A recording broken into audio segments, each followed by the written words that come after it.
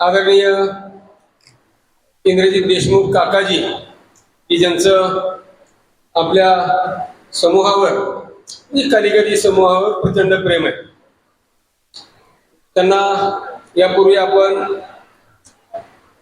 यशवंतराव चव्हाण सामाजिक तज्ञ पुरस्काराने सन्मानित केलेला आहे आणि त्यावेळेपासून आपल्या त्या कार्यक्रमाच्या प्रमुख अतिथीमध्ये त्यांचा समावेश असतो.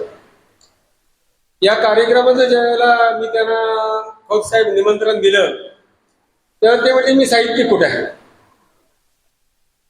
तर मी विठ्ठल चव्हाणच्या कार्यक्रमात सुद्धा सांगितलं की सर, रामदासांना संत रामदासांना लेखनिक होता, तुम्ही जेवढं बोलताय तेवढं जरी कोणीतरी लिहिलं तर ती ग्रंथाची चवड उभी राहील. आणि मी पुन्हा एकदा त्यांना विनंती करतोय जी त्याच व्यासपीठावर केलेली होती की सर तुम्ही बोलत राहाल, तुमच्याकडे वेळ देणारा माणूस नसेल तर मी येतो, मी लिहितो आणि त्या ग्रंथांचं आपण प्रदर्शन करू का, तर आपण जोपर्यंत हयात आहे आपल्या हयातीनंतर सुद्धा आपले विचार टिकले पाहिजेत, आपले संस्कार टिकले पाहिजे, त्यासाठी आवश्यक आहे. त्याच व्यासपीठावर श्रीनिवास पाटलांना विनंती केली होती की तुम्ही आत्मचरित्र लिहा. त्याच पद्धतीनं इंद्रजित देशमुख साहेबांना सुद्धा आम्ही विनंती केली की तुम्ही सुद्धा तुमचे अनुभव, तुमचे आत्मचरित्र असं म्हणू नये, पण तुम्ही तुमचे अनुभव जरी लिहिले तरी ते पुढच्या पिढीसाठी मार्गदर्शक ठरतील. कार्यक्रमाला आपण सुरुवात करूया. प्रारंभी आजच्या कार्यक्रमाचे प्रमुख अतिथी आणि मार्गदर्शक माननीय इंद्रजित देशमुख यांचं स्वागत आणि सत्कार करावा अशी विनंती मी आमचे कुटुंब प्रमुख मनेर भगवान सावकार आणि चेअरमन राजन वेळापूर यांना करतो.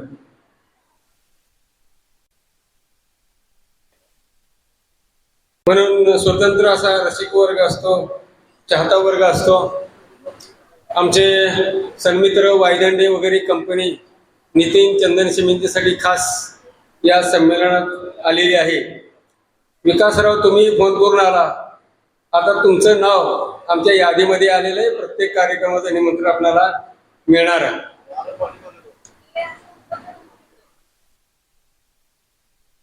प्रमोद सुकरे हे फक्त प्राध्यापक नाही, ते चांगले कवी आहेत, पण ते गुपित कवी आहेत.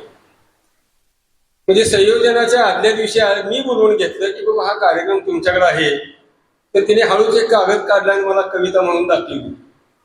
आता म्हणलं तुम्ही म्हणून दाखवले काय मी सांगू शकत नाही, मी बोलू शकत नाही, तर तुम्हीच ती व्यासपीठावर सादर करा.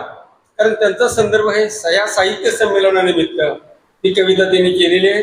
मी प्रमोद सुकरे यांना विनंती करतो की त्यांनी ते आपलं काव्य सादर करावं.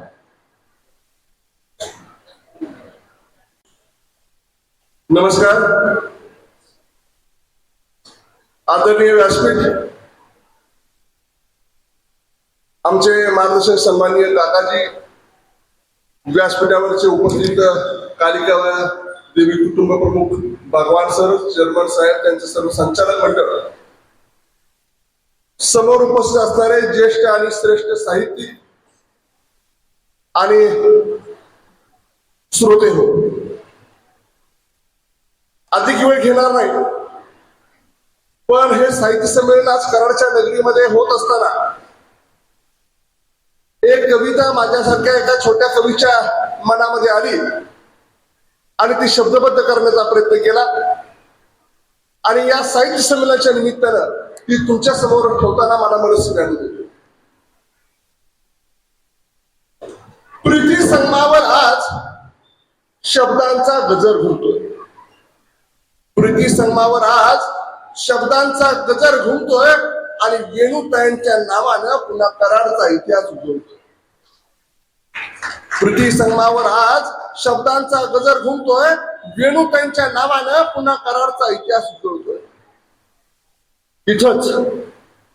इथंच यशवंत झाला घडला, इथंच यशवंत झाला घडला, इथेच कलम झाले धारदार. इथंच यशवंत झाला घडला, इथंच कलम झाले धारदार आणि कुदळ कलमांची सांगड घालून ज्याने केला महाराष्ट्र सरदार. त्या सावलीच्या शिल्पामाग, त्या सावलीच्या शिल्पामागे वेणुताई उभ्या होत्या खंबीर. त्या सावलीच्या शिल्पामागे वेणुताई उभ्या होत्या खंबीर. आज त्याच माऊलीच्या स्मृतींना अक्षरांच्या अभिषेकासाठी आम्ही सगळे जण आहोत अधीर. विचारा विचारा या प्रीती संघाला, विचारा या प्रीती संघाला काय नाही पाहिलं यांनी, विचारा या प्रीती संघाला काय नाही पाहिलं यांनी. 2000 साहित्य संमेलनाचा थाट आपल्या अंगणात मांडला यांनी.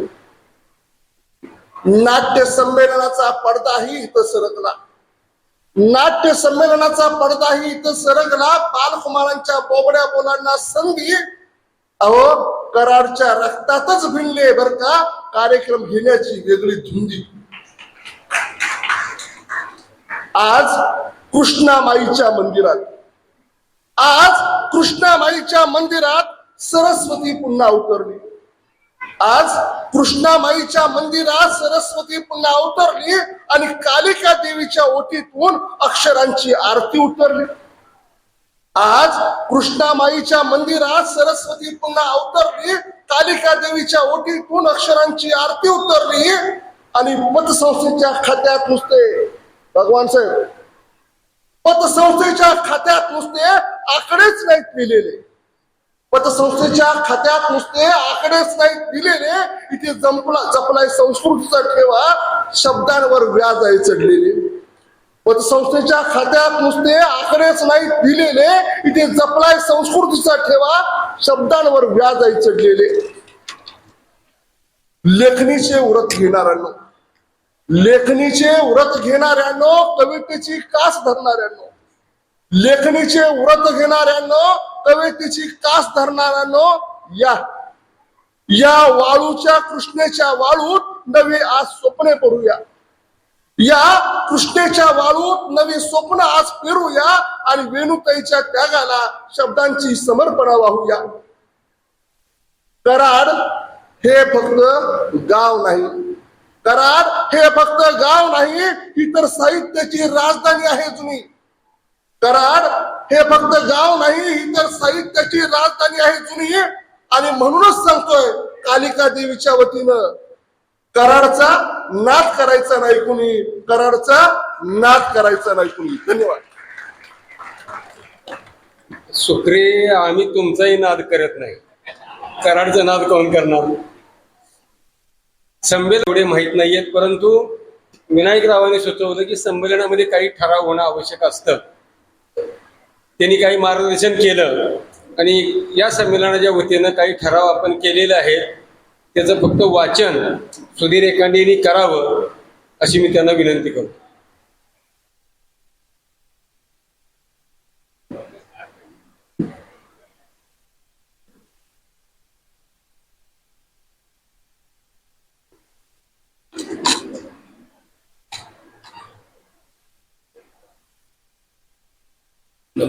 नमस्कार.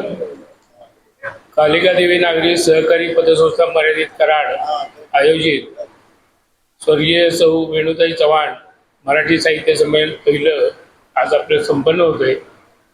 एक पद्धत आहे की संमेलनातले जे ठराव असतात त्या ठरावाची दखल शासन स्तरावर घेतली जाते. म्हणून आपण मान्यवरांच्या उपस्थितीत काही ठराव आपण करतोय. मी ठराव वाचल्या तर मंजूर म्हणा. ठराव पहिला आहे, वाढत्या महिला अत्याचाराला आळा घालण्यास जनजागृती व्हावी तसेच ठोस कारवाई व जलद न्यायदान होऊन गुन्हेगारांना कडक शासन व्हावे. हा पहिला ठराव आहे.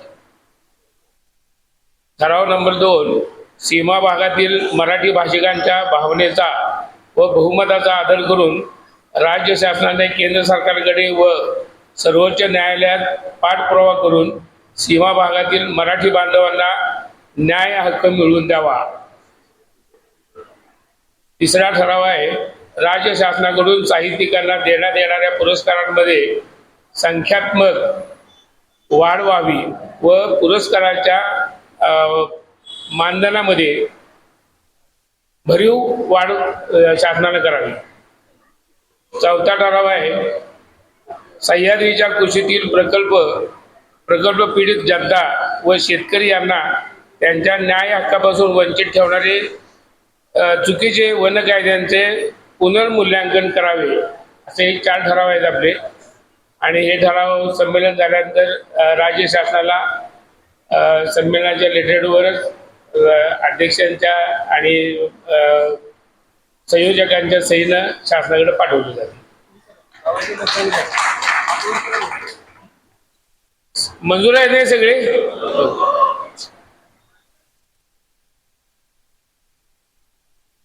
सुधीर एकांडे ठराव वाचत असताना मध्येच एक सूचना आली, परंतु काय असतंय की आपण एखादी गोष्ट सुचवली त्याचं वेगळं भांडवल होऊ शकतं.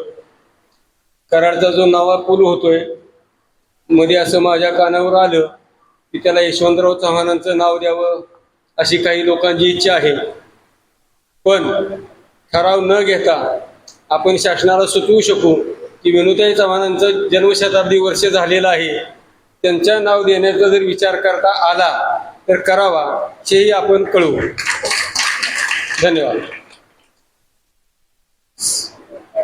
कृष्णात खोत यांना मी म्हटलं की तुम्ही समारोपाचं भाषण करायचं आहे, तर ते म्हटले आता देशमुख साहेब बोलणार आहेत तर मी कशाला बोलू. म्हटलं देशमुख साहेबांच्या समोर बोला, सकाळी तुम्ही आमच्या समोर लय काय बोललाय. आमच्या देखत बोला प्लीज घ्या.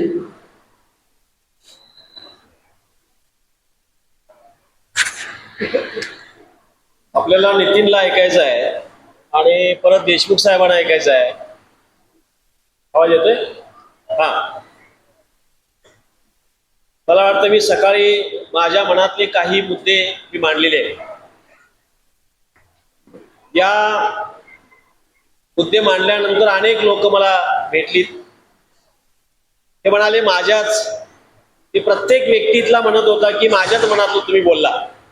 आणि मला वाटतं मी माझ्या भाषणाच्या शेवटच्याच ओळी ह्याच होत्या की मी हे तुमच्या वतीनं बोललोय आणि तुमच्या वतीनं बोलल्यामुळं तुम्ही इतकं शांतपणे ऐकून घेतलं असं मी म्हणालो होतो. आता हे सगळं बोलल्यानंतर देशमुख साहेबांच्या समोर मी बोलावं असं आता सुचवण्यात आलं. मला वाटतं देशमुख साहेब आणि मी मागच्याच महिन्यामध्ये 25 तारखेलाच आम्ही एकाच व्यासपीठावर होतो. म्हणजे असं खूपदा आम्ही एकत्र राहिलेलो आहोत. देशमुख साहेबांच्या बद्दल महाराष्ट्रामध्ये जो आदर आहे तो साहित्यिकांच्या मध्ये आदर आहे, समाजकार्य करणाऱ्यांच्या मध्ये आदर आहे, राजकीय लोकांच्यात मी सकाळी सांगितलं धाक आहे, तो धाक त्यांचा आहे. अधिकाऱ्यांच्यावर धाक असावा लागतो, तो धाक त्यांचा आहे. एक नैतिक धाक असणारी महाराष्ट्रातली एक अतिशय महत्वाची व्यक्ती म्हणून देशमुख साहेबांच्याकडे बघतो की जो नैतिक धाक कुणाचा राहिलेला आहे समाजामध्ये. मी या प्रसंगी परत एकदा तुमच्या पतसंस्थेला धन्यवाद देतो. मी शेवटची 5 मिनिटं बोलतो की जे मला सकाळी नेमकं आणखी एक गोष्ट बोलायची होती की आता आपण असं म्हणतो की हे युग कोणतं आहे. म्हणजे काही लोक म्हणतात की हे संगणकाचं युग आहे, काही लोक म्हणतात की हे अणुयुग आहे, काही लोक हे युद्धाचं युग आहे असं म्हणतात की सावट आहे आपल्याकडे. अगदी प्राचीन काळापासून अर्वाचीन काळापर्यंत, कालपासून उद्यापर्यंत हे युग फक्त एकाच गोष्टीचं राहील आणि ते असेल सत्तेचं युग. सत्तेचं युग हीच गोष्ट श्रेष्ठ आहे. ती सत्ता घरातली असो, ती गल्लीतली असो, ती मंडळातली असो, कोणत्याही ठिकाणची असो, ती सत्तेचं युग आहे. आणि हे सत्तेच्या युगासाठी अणुयुग वापरलं जाईल, सत्तेच्या युगासाठी संगणक युग वापरलं जाईल, सत्तेच्या युगासाठी धर्मयुग हे युग आहे म्हणून वापरलं जाईल, हे जातीचं युग आहे म्हणून वापरलं जाईल. त्यामुळे सत्तेचं युग श्रेष्ठ आहे. त्यामुळे सत्ता निवडणाऱ्यांनी लक्षात ठेवलं पाहिजे सत्तेचं युग कुणाच्या ताब्यात द्यायचं, सत्ता कुणाच्या ताब्यात द्यायची. 2 माणसं ज्यावेळी एकत्र येतात त्यावेळी सत्ता सुरू होते. तुम्ही म्हणाल आम्ही काय राजकारण करतच नाही, नवरा बायकोमध्ये राजकारण चालतं हे फक्त त्या दोघांनाच माहीत असतं. तिसऱ्याला माहीत झालं की ती कुटुंब राहण्याची शक्यता कमी असते. त्यामुळं 2 माणसं ज्यावेळी एकत्र येतात त्यावेळी युग सुरू होतं आणि त्याला मी नाव देतो सत्तेचं युग. मला असं वाटतंय की शंकर पाटलांची धिंड नावाची कथा हिम्मत पाटलाने आता कथा सांगितली त्यानंतर मला जर आठवलं की धिंड नावाच्या कथेमध्ये त्या दारू पिणाऱ्या माणसाची धिंड काढली जाते. आज आपल्या समाजामध्ये कशा कशाची धिंड काढली जाते ते बघा. आता आपल्याला समाज इतक्या पुढे नेलेला आहे, आपण दारू पिणाऱ्याची धिंड नुसती काढून भागणार नाही, दारू पाजणाऱ्यांची देखील धिंड काढायला पाहिजे. दारू काढणाऱ्याची धिंड ज्यावेळी आपण काढू त्यावेळी समाज स्वास्थ्य नावाची गोष्ट आपल्याला वाट्याला काहीतरी येण्याची शक्यता आहे. म्हणजे एक कोणतरी शिक्षण व्यवस्थेमध्ये ह्या सगळ्यामध्ये सापडतो, त्याची धिंड काढतो, पण त्याच्या पाठीमागं कोण कोण आहे ह्याची एकदा धिंड आपण काढल्याशिवाय उपयोग होणार नाही. मला सांगा, ज्यावेळी आपण एखाद्या असणाऱ्या युपीएससी किंवा IAS असणाऱ्या अधिकाऱ्याचा सत्कार करतो गावात झाल्यानंतर, मला खूप आनंद वाटतो माझ्या गावातला मुलगा PSI झाला, मला खूप आनंद वाटतो माझ्या गावातला मुलगा UPSC झाला. पण माझी जबाबदारी आहे, त्या मुलानं उद्या जर भ्रष्टाचार केला तर त्याची धिंड काढण्याची देखील जबाबदारी समाजाने घेतली पाहिजे. ही ज्यावेळी आपली मानसिकता होईल त्यावेळी समाज स्वास्थ्य नावाची गोष्ट तयार होईल. समाज स्वास्थ्य असं होत नाही तयार. समाज स्वास्थ्य तयार होण्यासाठी आपल्यापासून सुरुवात करावी लागते. रोधो कर्वेने ते केलं, तुकाराम महाराजांनी ते केलं, सर्व संतांनी ही गोष्ट केली, म्हणून आपण त्यांचेच बोल परत परत आठवतोय. मला वाटतंय हे समाज स्वास्थ्य करायचं असेल तर वाचन नावाची गोष्ट परत सांगतो. वाचन नावाची गोष्ट विचार देते. विचार करू नका म्हणून सांगणारी एक व्यवस्था असते आणि पुस्तक विचार करा म्हणून सांगणार एक व्यवस्था देतं आपल्याला. हा विचार करायला लावणारी पुस्तकं वाचायला लावला पाहिजे आपण. हा रोग पसरला पाहिजे, कोरोनापेक्षा जास्त वेगानं पसरला पाहिजे. मला असं वाटतंय की आमच्या लेखकांच्या मध्ये, आमच्या लेखणीमध्ये, कवीमध्ये चांगला नागरिक म्हणून मी नागरिकांच्या मध्ये चांगला विचार करण्याचा रोग पसरो, हीच मी विनंती करतो आणि थांबतो. तुम्ही कालिका देवी पतसंस्थेमार्फत हा चांगला रोग पसरवताय, तो जास्तीत जास्त पसरत राहो अशी मी प्रार्थना करतो. थांबतो. धन्यवाद.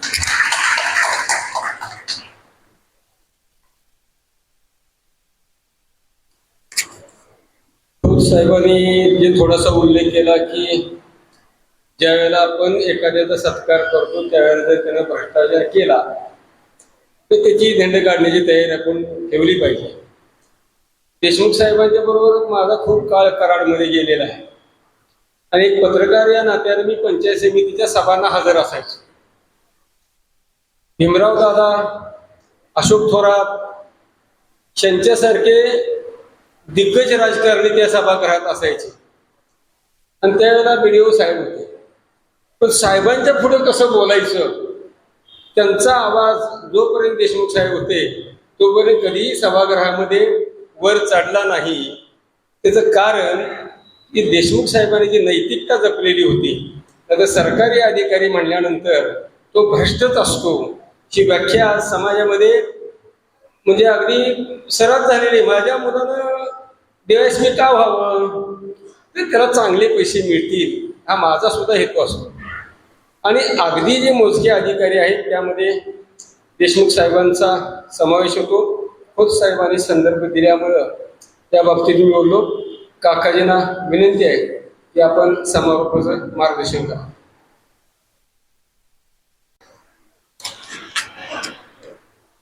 निमित्तानं मंचावर उपस्थित असणारे या साहित्य संमेलनाचे सन्माननीय अध्यक्ष आदरणीय कृष्णनाथ खोत सर, सध्याच्या परिस्थितीवर आपल्या लेखणीतून नेमकेपणानं अभिव्यक्त होऊन समाजाला जाग करण्याचा प्रयत्न करत असणारे माझे तरुण साहित्यिक मित्र नितीन दादा, मंचावरील सर्व सन्मान्य आणि एवढं प्रतिकूल वातावरण असताना सुद्धा साहित्यावर प्रेम करणारे आपण सर्वजण, सकाळपासून तग धरून असणारे आपण सर्व साहित्यिक रसिक असतो, आपल्या सगळ्यांना मनापासून नमस्कार करतो. आदरणीय साहेबांच्या आणि बेनुताईंच्या निमित्तानं या शहराला एक वेगळी ओळख आहे. आणि ती वेगळी ओळख आणखीन एका कारणानं समाजापर्यंत पोहोचावी या दोघांच्या निमित्तानं. आणि म्हणून हे साहित्य संमेलन वेणुताईंच्या नावानं पहिल्यांदाच संपन्न होत आहे. हे आजच्या साहित्य संमेलनाचं सगळ्यात मोठं महत्व आहे. हे यासाठी मी सांगतो आहे की समकालीन ज्या ज्या काळात साहित्य निर्माण होतं त्या त्या साहित्याला कोणते तरी संदर्भ असतात. ज्या वेळेला मी आता लग्न नावाची संस्था याच्याविषयी विचार करतो आणि मग 10 पैकी 4 लग्न 5-10 वर्षाच्या आत ज्या वेळेला मोडकळीला येतात आणि विवाह संस्थेविषयी आमच्या मनामध्ये नाना शंका निर्माण होतात आणि लग्न झाल्यानंतर बंध अनुबंध एकमेकांमध्ये कशा असावेत याचा कोणता तरी आदर्श असावा, त्याकडे आम्हाला नीटपणानं डोळसपणे पाहता यावं असासारखं असं जर कोणता आदर्श जोडतो असेल की जे या प्रीतिसंगमावर खूप छानपणानं वास करणार होतं, त्यांचा सुगंध, दोघांच्या सहजीवनाचा सुगंध इथं आम्ही सगळ्यांनी अनुभवलेला आहे. तो आत्ताच्या काळामध्ये संदर्भित यासाठी आहे की आत्ताच बघतो आम्ही लग्न संस्था आणि या दोघांच्या आयुष्यातले काही प्रसंग बघितले. दुसरा संदर्भ याला आहे की राजकारण आणि राजकारण्याची पत्नी कशी असावी. आणि साहेब आणि वेणुताईंचं नातं किती विलक्षण होतं. साहेबांच्या दुःखाच्या कालावधीमध्ये, पडत्या कालावधीमध्ये, संघर्षाच्या कालावधीमध्ये वेणुताई त्यांना कोणत्या पद्धतीने साथ देत होत्या. कारण पु ल असं म्हणतात की लग्न हा एक असा किल्ला आहे की त्याच्या बाहेर असणारे आत जाण्यासाठी धडपडतात आणि आत असणारे बाहेर जाण्यासाठी गुदमरतात. आपली काय कंडिशन आहे आपल्या सगळ्यांना माहिती आहे. पण या दोघांच्या आयुष्याकडे बघत असताना मोठं विलक्षण नातं होतं. साहेबच मुळात ताकदीचे होते, कारण प्रेमाच्या बाबतीमध्ये 5 टप्पे असतात असं म्हणतो. अट्रॅक्शन, अफेक्शन, शेअर, केअर आणि लव्ह असं असतं. आणि सहजीवन हे शेअर, केअर आणि लव्ह न फुलत असतं.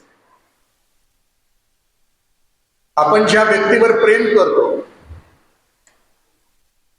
ती आपण तिच्यावरच का प्रेम करतो हे समजून घेण्याचं पहिलं गुणवैशिष्ट्य कोणतं असेल तर आपल्या आयुष्यामध्ये एखादी घटना घडली, दुःख असू दे किंवा सुख असू द्या, ते पहिल्यांदा कोणाला सांगावं असं वाटतं की आपली सगळ्यात जवळची आणि प्रिय अशी व्यक्ती असते. जर साहेब आणि वेणुताईंच्या आयुष्याकडे बघितलं तर त्यांच्या आयुष्यातल्या व्यक्तिगत असू द्या, सामाजिक असू द्या किंवा राजकीय आयुष्य असू द्या, जिथं अत्यंत आनंददायी आणि दुःखदायी अशा घटना त्यांच्या आयुष्यात आल्या त्यावेळेला त्या दोघांनी एकमेकाशीच शेअर केल्या, दुसऱ्या कुणाशीच शेअर केल्या नाहीत. हे त्यांच्या सहजीवनाचं मोठं वैशिष्ट्य होतं.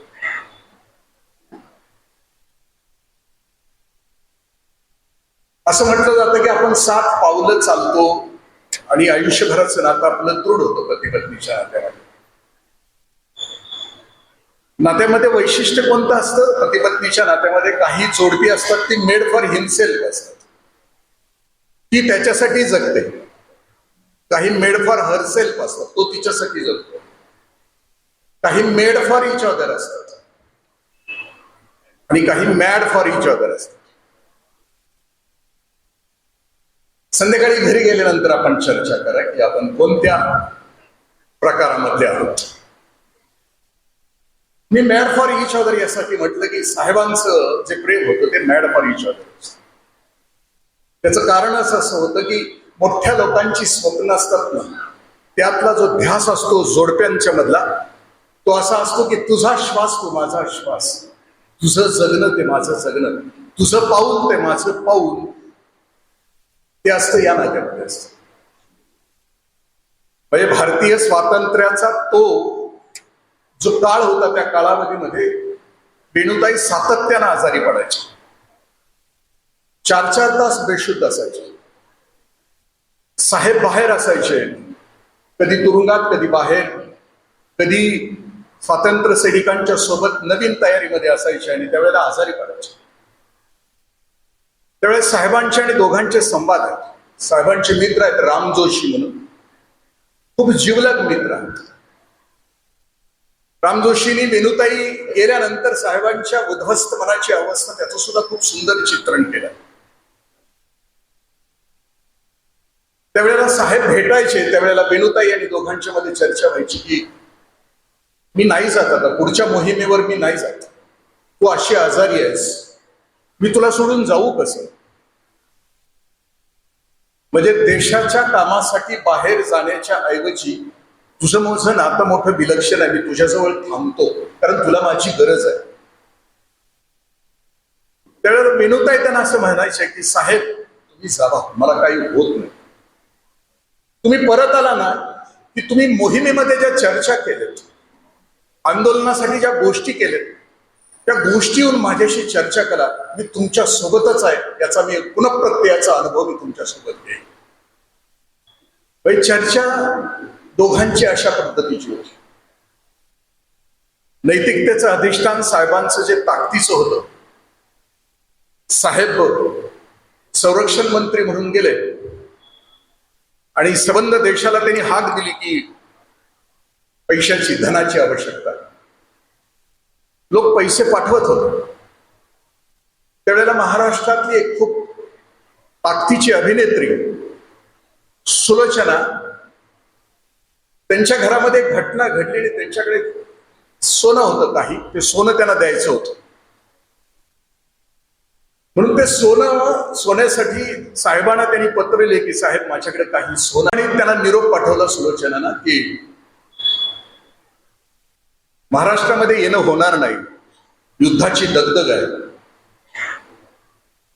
तुम्हीच दिल्लीला आहे. त्यावेळेला सुलोचनाने असं, अभिनेत्री त्याला निबंध असं पाठवला, साहेब मी अभिनेत्री आहे आणि मी जर तुमच्या घरी आली तर कदाचित तुम्हाला काही चुकीच्या गोष्टीला समोर जावं लागेल. तर साहेबांनी त्यांना निरोप पाठवला होता की सुलोचना ताई तुम्ही याच. वहिनीच्या बांगड्या नावाच्या चित्रपटामधलं मी आणि वेणुताईने तुमचा चित्रपट बघितला आहे. अख्ख्या मराठी चित्रपट सृष्टीमध्ये डोक्यावर पदर घेऊन पात्र कसं सुंदर वाटावं हे तुमच्याकडून महाराष्ट्र शिकलाय, आणि तुम्ही या, माझ्या नावाला काही झालं तरी चालेल, तुम्ही या. मोठी माणसं मोठी असतात आणि ते आता खोत सरांनी सांगितलं की जी वाचतात आतून समृद्ध होत जातात, त्यांचं जगणं मोठं विलक्षण असतं. म्हणजे साहित्यानं समृद्ध झालेलं साहेबांचं जगणं. शेवटी मी अनुबंध आणि सहबंध, कमलपाध्यांचं एक पुस्तक आहे, बंद अनुबंध म्हणून, नवरा बायकोच्या पहिल्याच पानावर कमलपाध्ये असं लिहितात, लग्न झालं सप्तपदी मी त्यांच्याबरोबर काही 7 पावलं चाललंय आणि आयुष्यभर मी त्या लग्नाच्या फेऱ्यामध्ये अडकून पडलोय. तर ते पहिलं पान वाचत असताना कमलताईंचं, आणि मग ज्या वेळेला वेणुताईंच्या समारोपाकडे येतो आपण, अखंड आयुष्यभरामध्ये इतकी पद त्यांच्या समोर होती, कुठल्याही पदाचा स्वीकार नाही आहे. मुख्यमंत्र्यांची पत्नी म्हणून, संरक्षण मंत्र्यांची पत्नी म्हणून, गृहमंत्र्यांची पत्नी म्हणून अनेक गोष्टीवर पद त्यांना देण्यात आलं होतं, पण प्रत्येक वेळेला कुठल्याही पदाचा त्यांनी स्वीकार नाही केला. त्याच्या पाठीमागचं कारण त्यांनी राम जोशी सरांना असं सांगितलंय की मी पद घेतलं आणि त्याच्यातला माझा एखादा निर्णय चुकीचा झाला तर त्याचा त्रास साहेबांना होईल, आणि मला माझ्या अखंड आयुष्यामध्ये मला साहेबांना एकदाही दुखवायचं नाही, आणि म्हणून पद नसलं तरी चालेल मला, पण आमचं सहजीवन मात्र उत्कृष्ट चाललेलं असलं पाहिजे. आम्ही महाराष्ट्रातली सगळीच माणसं पद नसलं तर तडफडतो.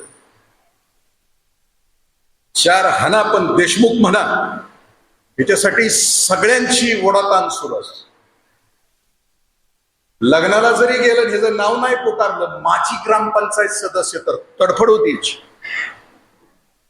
त्याला नारळ नाही दिला तरी तडफड होती. घरी जाऊन म्हणते ह्याच्या बानं लग्न केलं होतं, पुरीचा बाप पैसे खर्चून मेला आणि ह्याला माझी ग्रामपंचायत सदस्य नाही म्हटलं म्हणून याला राग येतो. शाप आहे आम्हाला, म्हणजे पद, कोणतंही पद चालून आलं असताना आणि पद मिळालेली माणसं आपल्या आजूबाजूला आम्ही बघत आहोत, त्यांचं जगणं कसं असतं. पण वेणुताईंचं अखंड आयुष्य प्रचंड विनम्रते. राम जोशी सरांनी लिहिलंय की ते ओंकाराचं जप करायचं, पण आपल्या साधनेचा परिणाम साहेबांच्या संसारातल्या कुठल्याच गोष्टीचा आड येऊ न देणं, असा त्यांचा साधनेचा प्रकार होता. ते साधना तर करत होते. शेवटी विनुताई खूपच आजारी पडल्या. आजार पण इतकं टोकाला गेलं की आता दवाखान्यात घेऊन जावं लागणार होतं. पण वेणुताई हट्टी होत्या. त्या म्हणत होते, नाही मला जायचं दवाखान्यात, मला घरीच राहू द्या. आयुष्यभराचा आजार होता, दमा होता, अनेक औषधं घेऊन शरीर कुठल्याच औषधाला प्रतिसाद देत नव्हतं, असा तो काळ होता. आणि त्या कालावधीमध्ये दवाखान्यात जायचं. डॉक्टर म्हटले की व्यवस्था घरात होणार नाही, तर आपण दवाखान्यात घेऊन जाऊया. साहेब स्वतः गेले वेणुताईंच्या जवळ आणि ते असं म्हणतात की बघ वेणू, मला तुझ्याशिवाय कोणी नाही, माझ्यासाठी तू चल. पती पत्नीचं नातं हे इतकं विलक्षण असतं. परमार्थामध्ये भक्त आणि पांडुरंगाचं जे नातं असतं ना, ते नातं असतं पती पत्नीच्या नात्यात. म्हणजे पहिल्यांदा पांडुरंगाची आराधना भक्त करतो, नंतर पांडुरंग भक्ताची आराधना करतात, नंतर दोघं एकमेकाशी समरस होतात. जो विभक्त नाही तो भक्त असणार. आणि नंतर म्हणजे असं बऱ्याच वेळेला म्हटलं जातं की पती पत्नीच्या नात्यामध्ये पुरुष अगोदर जावा.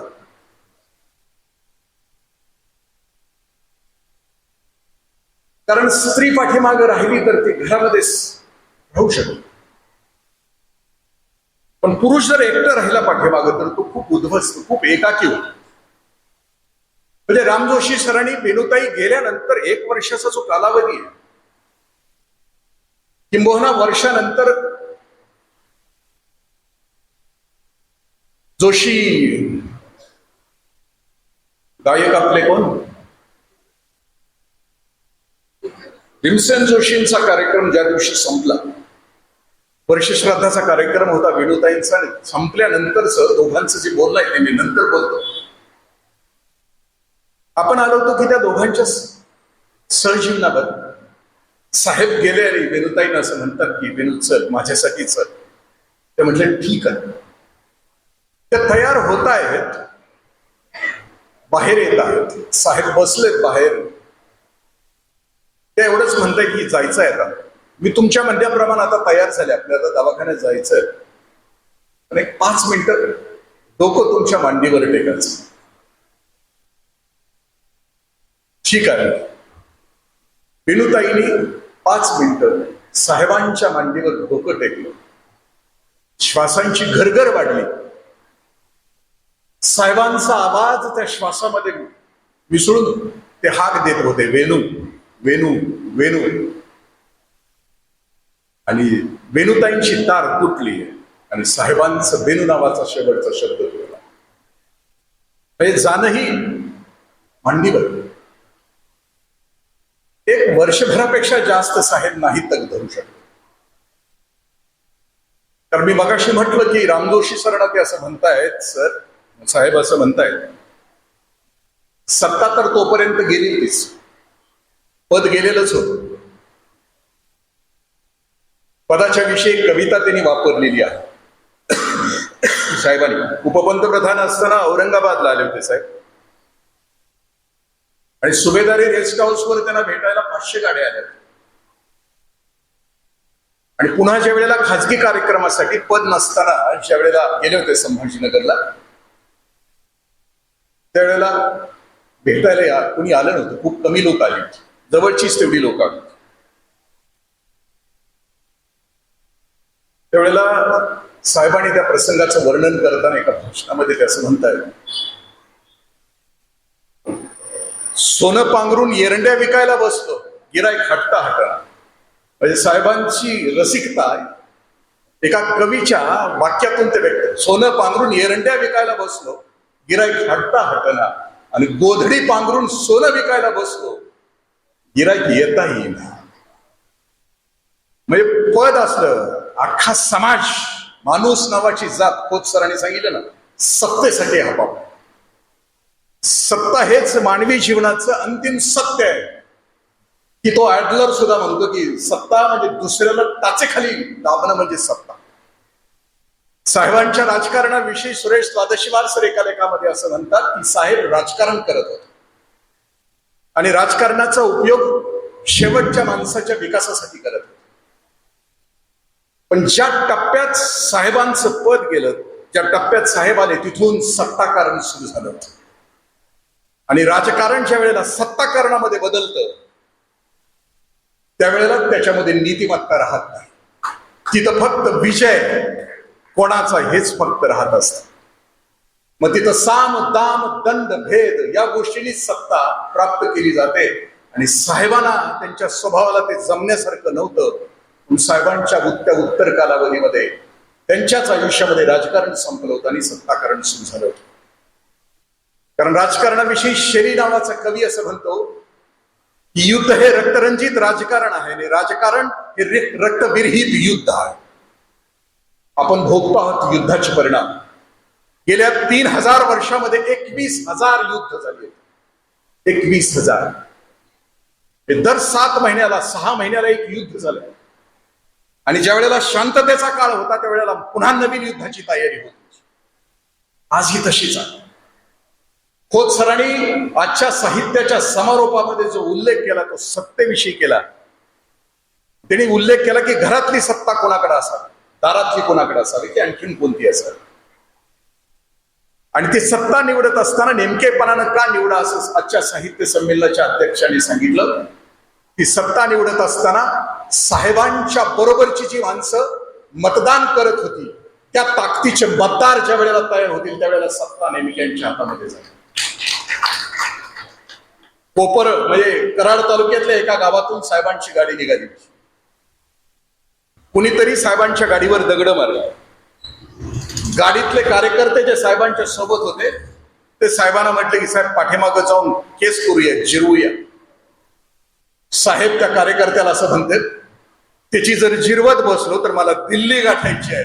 जिरवून कोणी सत्तेच्या अंतिम पदापर्यंत जाऊ शकत नाही, तर ते सन्मानानं जाऊ शकतं की त्या जनतेवरचा त्यांचा इतका विश्वास होता.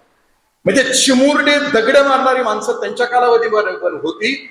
पण साहेबांना समज होती की चिमुरड्या दगड मारणाऱ्यांच्या नादाला न लागता तिथपर्यंत दिल्ली गाठायची असेल, दिल्लीचे ही तख्त राखतो, महाराष्ट्र माझा, हे जर करायचं असेल तर क्षणिक शत्रुत्व बाजूला ठेवून पुढे जायचं असतं. हे साहेबांचं जगणं होतं. ते आम्हा सगळ्यांना पुनःप्रत्यय यावास त्या दोघांच्या आयुष्याचा, म्हणून हे आजच्या साहित्य संमेलनाचं प्रयोजन होतं. मी साहित्यिक नाही मगाशी सांगितलं. आणि प्रत्येक साहित्य संमेलनाला बोलवलं तर माझं नेहमीच वाक्य सांगतो, साहित्याला प्रतिभा लागते, नेमके शब्द लागतात. आपल्या भावना, आपल्या व्यथा, आपल्या वेदना शब्दांच्या पकडीमध्ये पकडून रसिकांच्या हृदयापर्यंत पोहोचून परिवर्तनाची क्षमता असावी लागते. तो साहित्यिक. जसं की नितीन दादा असेल, कृष्ण खोत सरांचं रिंगण असेल, की रिंगण वाचताना सुद्धा आपल्या लक्षात येतं की कसं जग फिरतंय, एकमेकाभोवती फिरतंय. ती शब्दांची ताकद आहे. माऊलींची एक ओवी खूप सुंदर आहे. त्यामध्ये असं म्हणतात की शब्दांची ताकद कशी असली पाहिजे. शब्द त्याला करुणेचा स्पर्श असला पाहिजे, त्याला गोडी असली पाहिजे, त्याला सामर्थ्य असलं. कारण साहित्य शब्दाचा अर्थ की स अधिक हित. ज्या शब्दामध्ये अनेकांच्या कल्याणाची क्षमता आहे अशा शब्दांची निर्मिती करणं म्हणजे साहित्य करणं. नितीन दादांचा शब्द आहे तो क्रोधाचा, निषेधाचा, असलेल्या व्यवस्थेवर असूड ओढण्याचा. म्हणजे समाज निकोप राहण्यासाठी 2 गोष्टीची आवश्यकता असते. एका बाजूला घडवत असताना म्हणजे चांगल्या गोष्टीचं साहित्य समोर, म्हणजे सकारात्मक आहे ते, आणि ज्या गोष्टी धक्कादायक आहेत, एखाद्याची अस्मिताच संपून टाकतात, एखाद्याला त्याला जगणंच मुश्किल करून टाकतात, त्यावेळेला त्या शब्दांना धार यावी लागते आणि ते साहित्य तयार होतं. ते व्यवस्थेच्या विरुद्ध बोलण्याचं त्यांचं होतं. म्हणजे मी साहित्यिक नाही यासाठी सांगितलं की प्रतिभावंत. प्रतिभावंत मी एका दृष्टीनं आहे, माझ्या बायकोचं नाव प्रतिभा आहे, आणि ज्यांच्या बायकोचं नाव प्रतिभा असतं ते कुठं असतात आपल्या सगळ्यांना माहिती, तेही मी नाही. पण मी चांगला रसिक आहे, वाचण्याचा प्रयत्न करतो. माझ्या आयुष्यामध्ये पहिलं चरित्र आलं ते सुभाष बाबूंचं चरित्र, नेताजी सुभाषचंद्र बोस यांचं चरित्र. B.स बाळिंबे सरांनी लिहिलंय ते. सेकंड इयरला माझ्या हातामध्ये आलं. साहित्य एखाद्या माणसाच्या आयुष्यामध्ये काय करू शकतं. माझ्या आयुष्यात 12वीला मी नापास झालो होतो, यश मिळत नव्हतं, आणि मग अशा कालावधीमध्ये पहिल्या वर्षीची व्यसनं असतात. व्यसनं म्हणजे दारू सोडून सिगारेटचं व्यसन मला होतं. एक तथाकथित फ्रस्ट्रेशन नावाचं गोष्ट असतं ते होतं. सेकंड इयरला ज्या वेळेला नेताजी नावाचं मी पुस्तक वाचलं बाळिंबे सरांचं, एक एक प्रकरण म्हणजे झरदृश वेड्यासारखा मी वाचत होतो रात्रंदिवस. आणि ज्या क्षणाला हे पुस्तक वाचून संपलं त्या क्षणाला सगळी व्यसनं संपली. मी कसा तरी पास झालो होतो फर्स्ट इयरला. सेकंड इयर पासून ठरवलं की आता डेंजर नाही दाखवायचा. PhD पर्यंत जेवढे पेपर सोडवले मी ते 4 out of 4 CGPA सोडवले एका नेताजी नावाच्या चरित्राने. वाचन कोणतं असावं, प्रत्येकाचं वाचन वेगवेगळं असतं. आता वाचनाची परिस्थिती भारतामध्ये काय आहे, जो सर्वे झाला जानेवारीमध्ये भारतात किती वाचन होतं, त्या सर्वेमध्ये भारतात फक्त 3% लोक वाचतात. 150 कोटी लोकांच्या मध्ये 3. मी ऑथेंटिक वाचन असं म्हणतो. व्हॉट्सअप युनिव्हर्सिटी आणि फेसबुक युनिव्हर्सिटीचं मी सांगत नाही, मित्रांनी टाकलेलं वाचन नाहीये म्हणत. म्हणजे घरात विचारत नाही, कुत्रन म्हणते फेसबुकवर आहे म्हणते 400 मित्र, त्या 400 मित्रांचं साहित्य नाही. जे कसदार साहित्य आहे, जे आमचं आयुष्य घडवतं असे वाचणारे फक्त 3% लोक आहेत.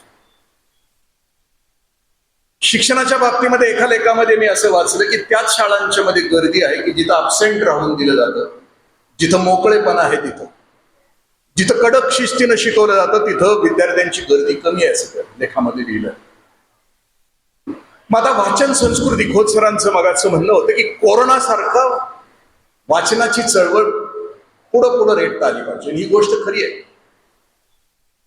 पण त्यासाठी जी कसदार साहित्य, जसं की उंडाळ्यामध्ये मी व्हिडिओ असताना इथं सुहास पाटील सर आहेत, त्यांनी लहान मुलांच्यासाठी एक वाचनाची चळवळ सुरू केली. त्याला नाव दिलं क्रांती ग्रुप. त्या वाचनालयामध्ये छोटे टेबल टाकले आणि त्या टेबलवर पुस्तकं अंथरली. विष्णू शर्मा, ईसाप नीती, चांदोबा, साने गुरुजींच्या गोष्टी, ह्या छोटे छोटे पुस्तकं अंथरली. ते वाचण्याची प्रेरणा त्याने सुरू केली. त्या बॅचची जी मुलं आहेत ते आता समाजामध्ये आपलं एक वेगळं स्थान निर्माण करतायत आणि आतून समृद्ध आहेत. आत्ताचं वाचन कोणतं असावं, आत्ताचं वाचन किंवा लेखन कोणतं आहे आणि कोणतं असणं अपेक्षित. नितीन दादांच्या कविता ऐकताना आपल्या लक्षात येईल की आत्ताचा काळ जो आहे त्याच्याविषयी विचारवंत किंवा आणखी जगभरातली लोक असं म्हणतात की जुन्या संकल्पना सगळ्या ढासळतात, नव्या गोष्टी येण्याचा गती प्रचंड आहे. या प्रचंड गतीमध्ये माणूस नावाची जात पूर्ण हलून गेलेली आहे. म्हणजे आम्ही ज्या काळात जन्माला आलो त्या काळातली माणसं व्यवस्थित होती, कसदार होती, घराला घरपण होतं. 1990 नंतरचा आत्ताचा जो काल आहे तो मोठा विलक्षण आहे. मी या कालाविषयी कायम बोलत राहतो की हा कसं दिसण्याचा याचा काल आहे, कसं असण्याचा काल नाही, कसं असावं याचा काल नाही. म्हणजे आमच्या दिवसभरातल्या चर्चा, मी एका पुस्तकाचं कायम वर्णन करतो की चंगळवादाचे थैमान नावाचं पुस्तक आहे, अच्युत गोडबोले सरांचं, 30च पानाचं. ते आत्ताच्या काळाविषयी बोलतायत की किती किती चंगळवाद तुमच्या माझ्या घरामध्ये आहे. आणि त्या चंगळवादाच्या थैमानामध्ये माणूस नावाची जात किंवा येणारी पिढी टिकून ठेवायची असेल तर कोणकोणत्या गोष्टी त्याच्यामध्ये असल्या पाहिजेत. होमोसेपियन नंतर होमो डेस नावाचं पुस्तक आलंय इवान हरारेंचं. त्याच्या पुढची 2 पुस्तकं आलेत, 21व्या शतकासाठी 21 सूत्र आणि नेक्सस. हा फ्युचरॉलॉजीवर काम करणारा चांगला विचारवंत आहे जगभरातला.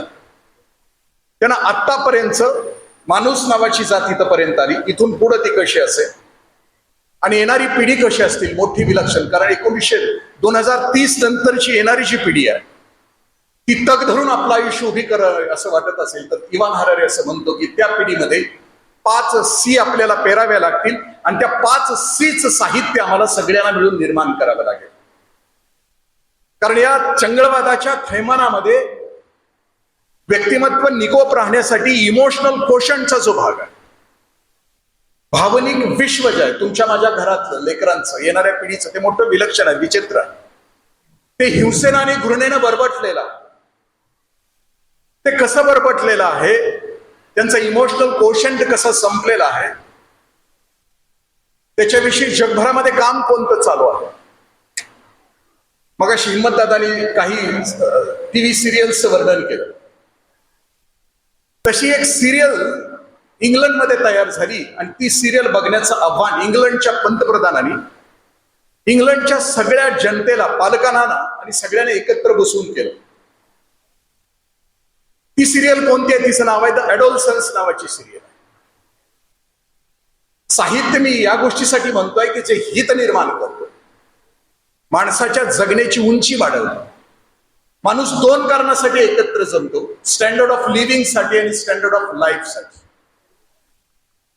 म्हणजे माझे कपडे कोणते कसा, eat drink and be happy, ये दिल मांगे मोर, याच्यासाठी माणसं एकत्र येतात. आणि दुसरा आजचा जो साहित्य आहे ते स्टँडर्ड ऑफ लाईफ, जीवनमानाचा दर्जा वाढवा. साहित्य संमेलनाचा मुळात हेतूच तो आहे की माणसाच्या जगण्याचा उंची, त्याच्या जगण्याची उंची वाढवा. त्याच्या कपाटातल्या ब्रँडेड शूज, ब्रँडेड कपडे, ब्रँडेड मोबाईल, हे दिल मांगे मोरची उंची नाही वाढवली. ही जी सिरियल, मी म्हटलं की आताच्या कालावधीमध्ये जो इमोशनल पोषण किंवा इमोशनल इंटेलिजन्सवर आज हजारो पुस्तकं जगभरामध्ये तयार होतात. जगातल्या पालकांना नेमकी चिंता आहे की येणाऱ्या पिढीला नेमकं समजवायचं काय, सांगायचं काय, कोणतं साहित्य निर्माण करायचं. त्या सिरियलची घटना जी आहे ती इंग्लंड मधल्या एका शाळेतल्या 14 वर्षाच्या मुलानं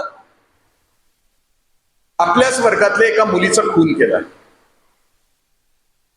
मग खून का केला त्याच्यासाठी सायकोलॉजिस्ट बसवले जातात, त्याच्यासाठी शिक्षण तज्ञ बसवले जातात आणि मग सुरू होतो तो सिरियल सुरू होतो.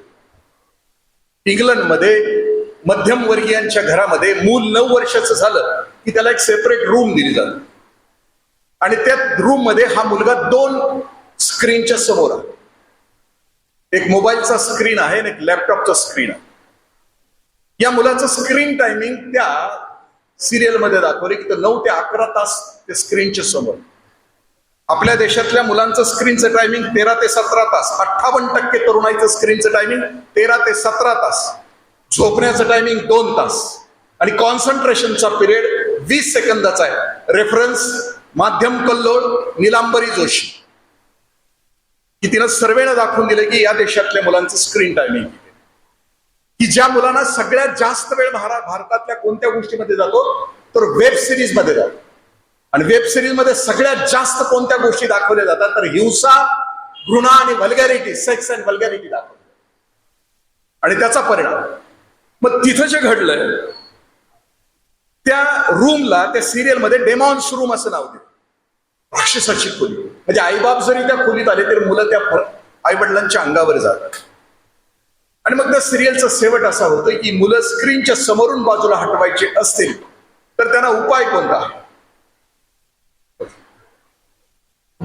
तेच बाटली, अधिकारी, पण रंगीत नाही. संशय येण्याची शक्यता असते.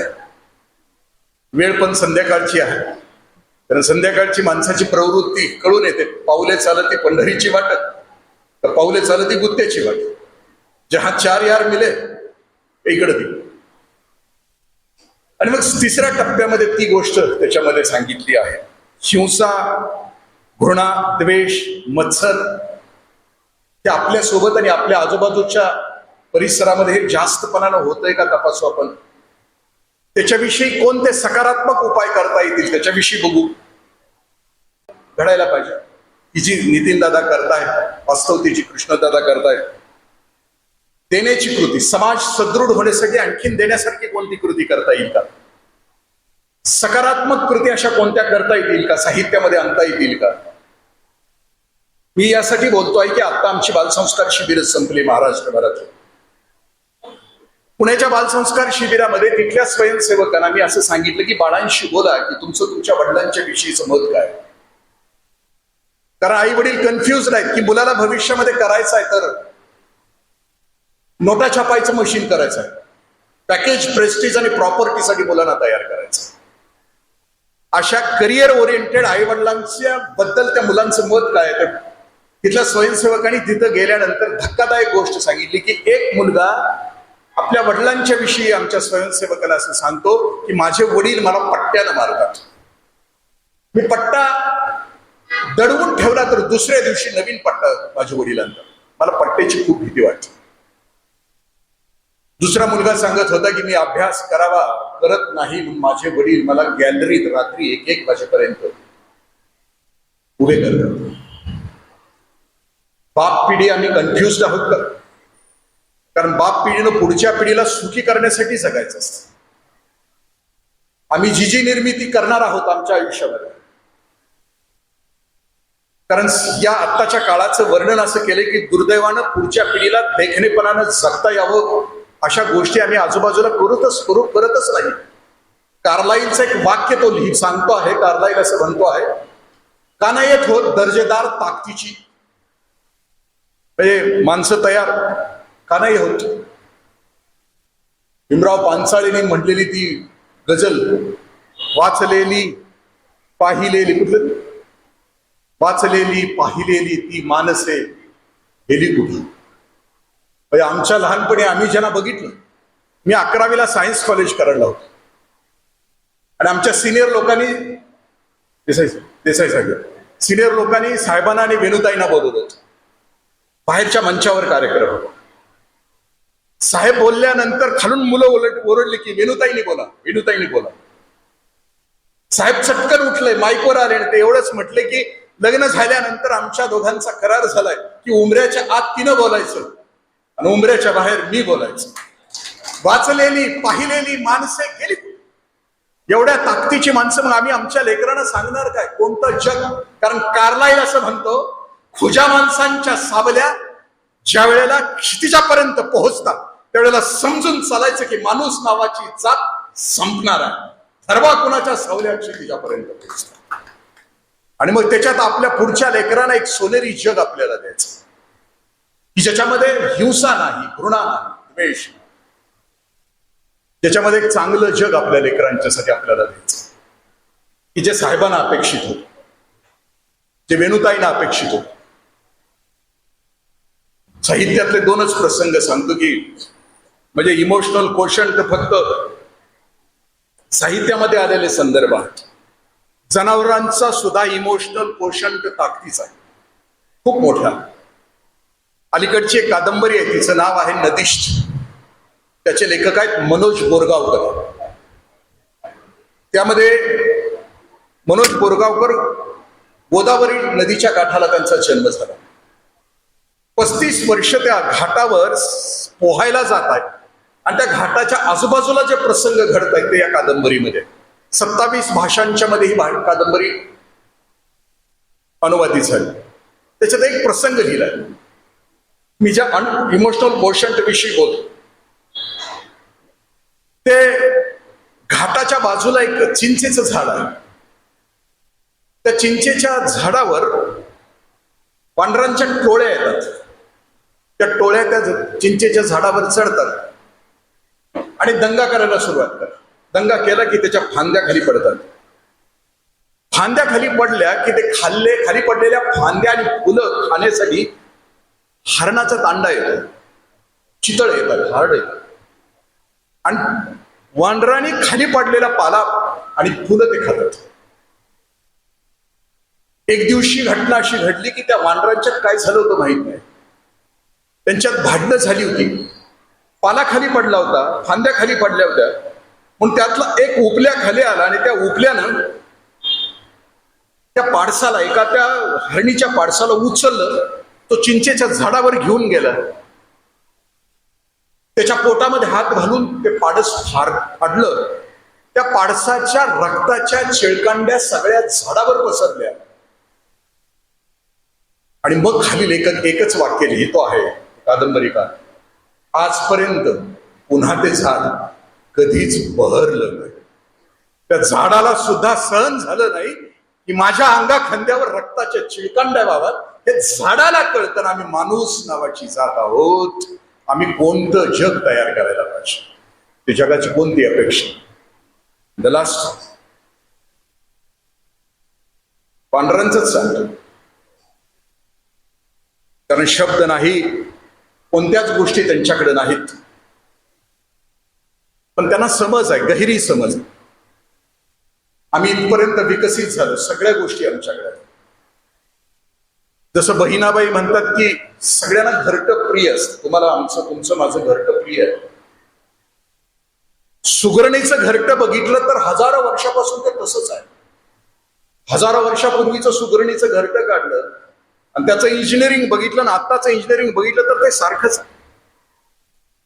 माणसाच्या घरामध्ये मात्र खूप बदल झाला, पण घरातलं घरपण ते लयाला गेलं. मला मगाशी म्हटले की मी भ्रष्टाचार केला नाही, खरंय.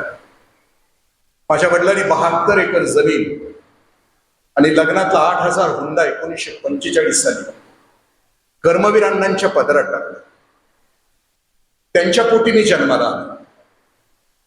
आणि मी जर भ्रष्टाचार केला असता, आमचं काय आहे का नाही, सही करताना जर लाचेची भीक मागितली असती तर माझ्या वडिलांच्या आत्म्याच्या तिरगाण्या झाल्या असत्या.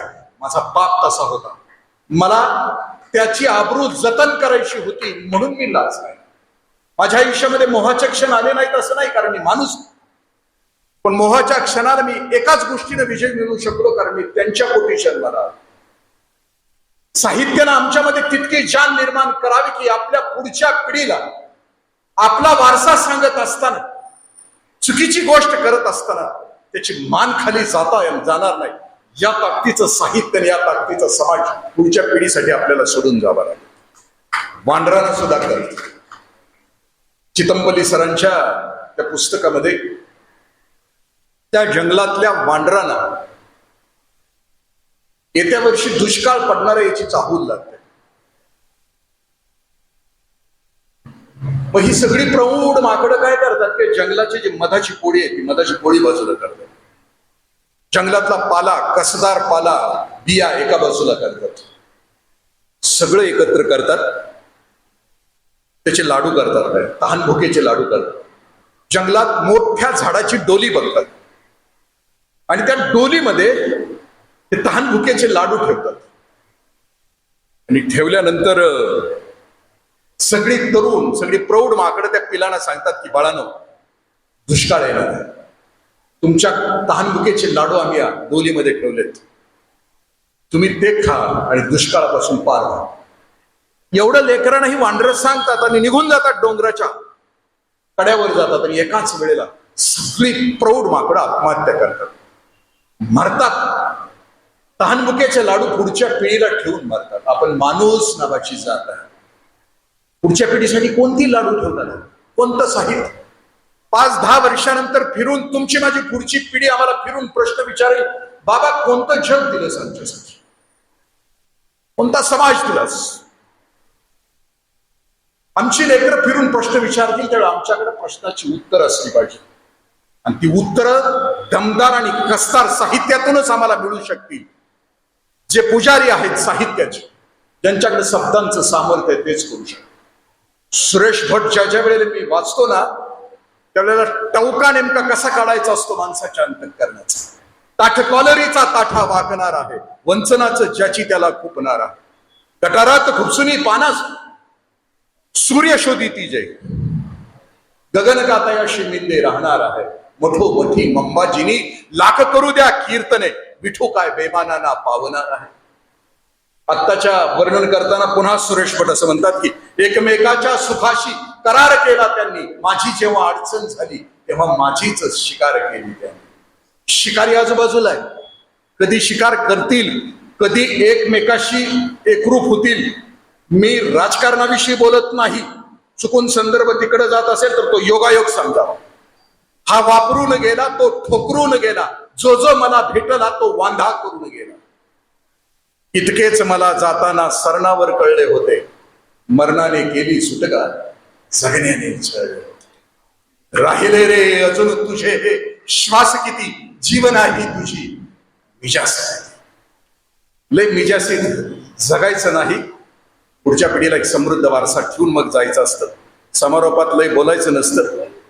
पण चुकून जास्त वेळ बोललो. नितीन दादाचा प्रत्येक शब्द हृदयापासून आपण ऐकूया. म्हणजे अलीकडच्या कालावधीमध्ये साहित्य कसं असावं, नेमकेपणानं बोट कसं ठेवावं, नितीन दादांच्या कवितेकडे बघून समजून आम्ही तो आस्वाद घ्यावा. पुढचा माईक नितीन दादाकडे देतो. बोलताना पुढे चुकलं असेल तर क्षमस्व. साहित्यिक नसताना सुद्धा साहित्य संमेलनामध्ये बोलण्याची संधी जी मला दिली त्याबद्दल कालिका देवी पतसंस्था आणि माझे प्रेमळ सर्वे सगळे त्याच्यातले मी सगळ्यांचं ऋण व्यक्त करतो.